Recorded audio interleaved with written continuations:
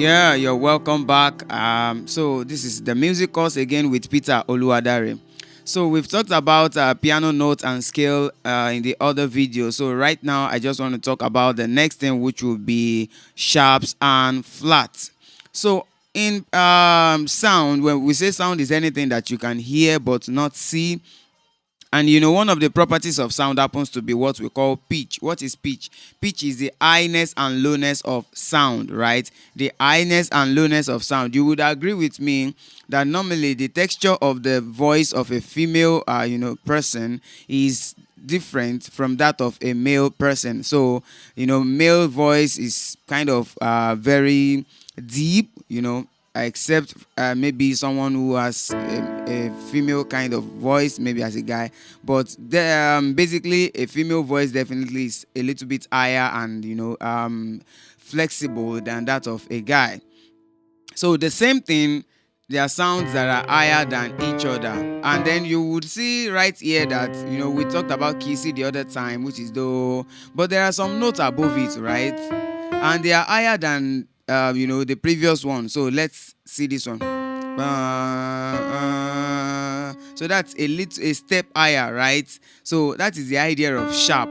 Sharp is that sign you see, that ash sign you see in music. It's called sharp, right? What does sharp do? Sharp raises a note by half step. Sharp raises a note by half step. So this is C. Excuse me. So this is C. So from C, if we want to go higher, we will name this one the sharp of the previous key we are coming from. So this is C. If we go up, what do you think we should call this? If this one is sharpening this one, we'll call it C sharp. Why? Because it sharpens the key of C. So if you go higher again, we'll call this letter D, because this is C letter, so C D, right? But we'll call this D, so this is D. All right, so if we want to go higher, we'll call this one D sharp. Why? Because it sharpens this alphabet. So this is another sharp right here. So we have sharp. So we have C sharp, D sharp. Now, what is flat? Flat is the opposite of sharp. Flat reduces a note. So if sharp increases a note, flat will reduce that note rather. So we have letter D here. We can also lower this note. So if a singer is singing, maybe I'm playing for the person on this key, so and the person asked me to lower the note, that is too high for me, I need you to lower it by semitone. So I will just go back here. Since the person asked me to lower it, that is called flat. So it means flatten the key for me.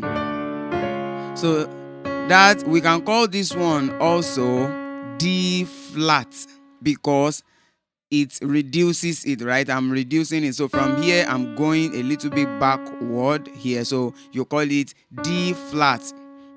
And that is the idea in music that we call enharmonic. Enharmonic means you give two names to one note. C sharp, because it sharpens C. D flat, because it reduces D. So that is the idea about sharp and flat. So let's try one and we'll see. This is letter F, right? C, D, E, F.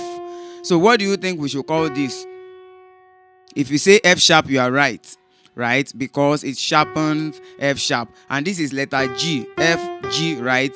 So if we want to reduce this, like we want to flatten G, what do you think we should call it? If you say G flat, you are right. So that is G flat and also F sharp.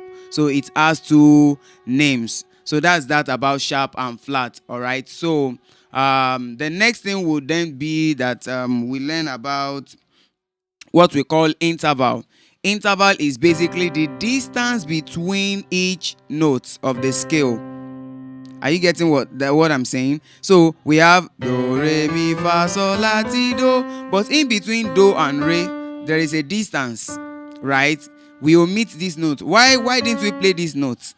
Why didn't we play this one? Why did we do it like this?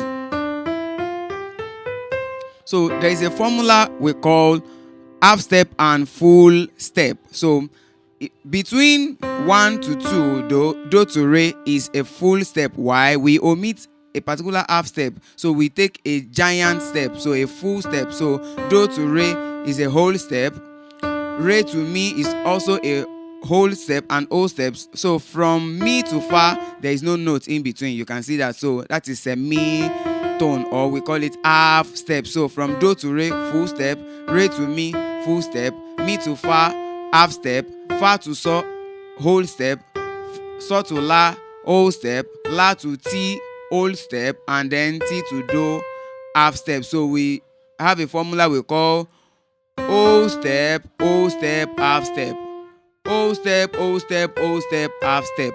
That is the formula to play the major scale, which is do, re, mi, fa, sol, la, ti, do, on any key, all the 12 keys we have right here.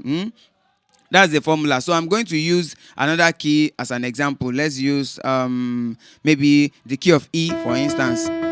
So we said whole step, right? You need a whole step to go to your re, do. So we can't play this one if we need a whole step. This from here to here will be half step. So it has to be this one. So you see, do, re. Then we need another whole step. So do, re, mi. We omit this one. That's another full step right there. So full step, half step, whole step, half step right there. So we have whole step, half step, whole step, half step. So that is do, re, mi, fa, sol, la, ti, do on the key of E. So that is the formula on any key, right? So we've explained sharp and flat, and also we've explained whole step intervals, which is whole step and half step. So I will see you in the other video where I would explain the next thing that you need to know as a beginner or a novice as it regards to the piano. Thank you. I'll see you in the next video.